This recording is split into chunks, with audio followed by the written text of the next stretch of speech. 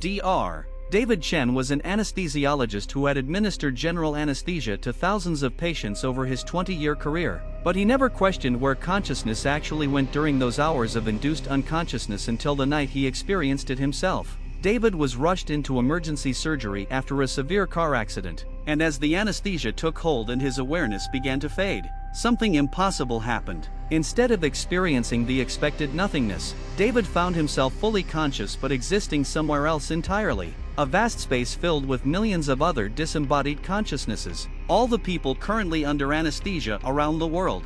This realm existed outside normal spacetime, a dimension where human consciousness was temporarily relocated during general anesthesia. David could perceive the other consciousnesses as distinct presences, each one a unique pattern of thoughts and memories suspended in this liminal space. Some were calm, others confused, but all were trapped in this holding area while their bodies underwent surgery in the physical world. David tried to communicate and discovered he could exchange thoughts directly with these other suspended minds. An elderly woman told him she had been coming to this place for decades, having undergone 17 surgeries, and each time she retained fragmentary memories of existing here.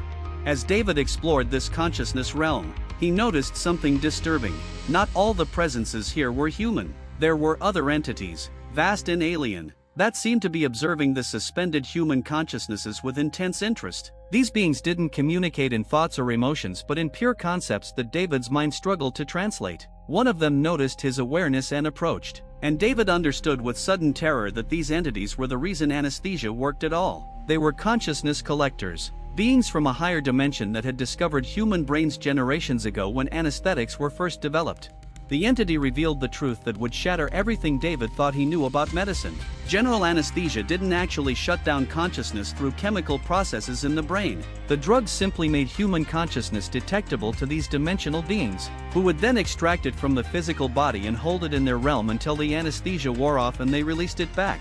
Humans had accidentally discovered a drug cocktail that made their consciousness visible and accessible to these extra-dimensional entities, and for nearly 2 centuries, these beings had been collecting and studying human awareness every time someone went under anesthesia.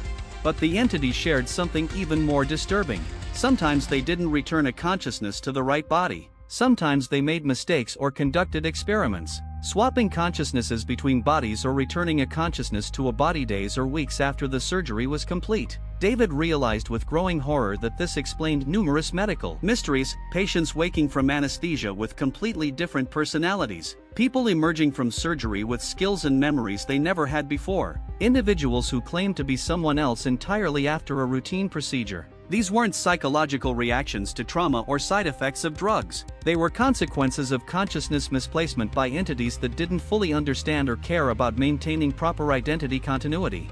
The entity revealed why it was sharing this information with David. The consciousness collectors had been studying humanity for 2 centuries, but they had recently made a discovery that changed everything. Human consciousness wasn't native to human brains at all. Consciousness was a universal property, a fundamental aspect of reality that existed independently of physical matter. Human brains were simply receivers that temporarily housed consciousness during physical life. But the consciousness itself originated from this dimensional realm David was currently experiencing. Every human was already a visitor in their own body, and death wasn't the end of consciousness but simply its return to this original state. David's mind reeled as he absorbed the implications. If consciousness wasn't generated by the brain but merely received by it, then everything neuroscience had taught about the nature of awareness was fundamentally wrong. The brain was an antenna, not a generator. And physical death didn't destroy consciousness but freed it from its biological receiver. The entity explained that anesthesia was humanity's accidental discovery of a way to temporarily disconnect consciousness from its receiver while keeping the receiver functional, allowing the collectors to study human awareness in its pure, disembodied state. But the entity had a warning. The consciousness collectors were not the only beings aware of this dimensional realm. There were predators here, entities that fed on consciousness itself, consuming the awareness and memories of disembodied minds. These predators couldn't access consciousness while it was protected inside a physical brain, but during anesthesia, when consciousness was extracted and vulnerable, it became prey. The collectors had been protecting anesthetized humans from these predators, but their protection wasn't perfect. Some consciousnesses were partially consumed before being returned to their bodies, explaining cases of severe cognitive decline, permanent memory loss, or personality death following routine surgeries with no apparent medical cause. David felt panic rising as he realized he was currently vulnerable to these predators. The entity assured him he was safe within the collector's protected zone, but David could sense movement at the edges of his perception. Hungry presences circling the vast space where millions of human consciousnesses floated unprotected. The entity revealed that it was showing David this truth because humanity was approaching a crisis point. Medical science was advancing toward procedures that required longer and deeper anesthesia, keeping patients unconscious for days or weeks. The longer a consciousness remained disconnected from its body, the more likely it was to be noticed by predators or to lose its ability to reconnect with its original receiver.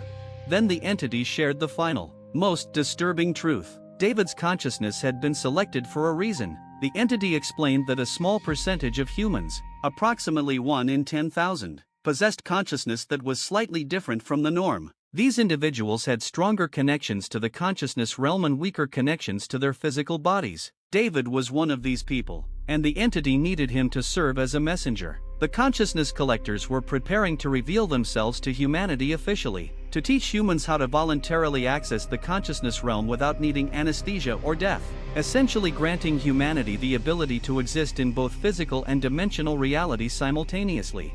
But there was a price for this gift. The predators were becoming more aggressive, and the collectors could no longer protect all the temporarily displaced consciousnesses during anesthesia. They were offering humanity a choice: abandon general anesthesia entirely and accept that some medical procedures would no longer be possible, or continue using it with full knowledge that some percentage of patients would have their consciousness partially or completely consumed by dimensional predators. The entity estimated that approximately 5% of anesthesia cases already resulted in some degree of consciousness predation, but this was hidden by attributing the resulting cognitive damage to medical complications.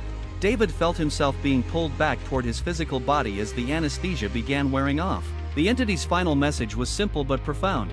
David would wake with complete memory of this experience. Unlike most people who forgot their time in the consciousness realm, he would have to decide whether to tell the world the truth about where consciousness goes during anesthesia, knowing that revealing this information would create worldwide panic, destroy people's faith in surgical medicine, and force humanity to confront the reality that they were being hunted by dimensional predators every time they went under for a medical procedure.